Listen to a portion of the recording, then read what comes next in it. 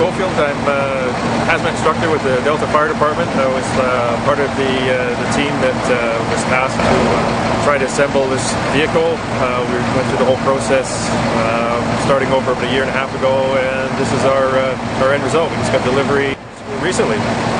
What this hazmat truck gives us the ability to do is basically do our job a lot safer and a lot more efficient.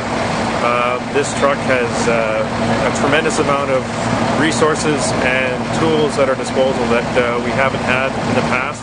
We have ability to use live cameras when we're in buildings. There's a 45-foot camera mast off the back that can allow us to zoom into dangerous situations without actually getting close to it before we even start.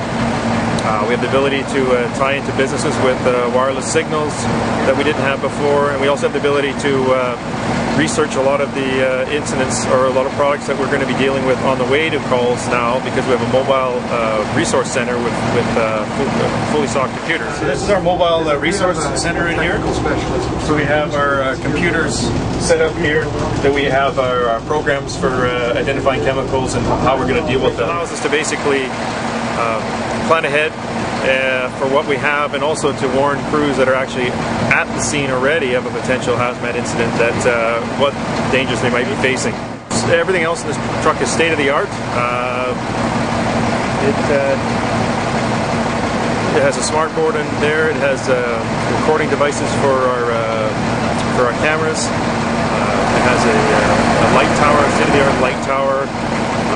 We have a weather station that can take the current weather conditions, and we can input data from any chemicals that have been released in the area, and we can create a map that will go over Delta, and it'll say where any toxic plume might be heading, which allows us to get a jump on evacuating or sheltering in place of anybody who might be affected.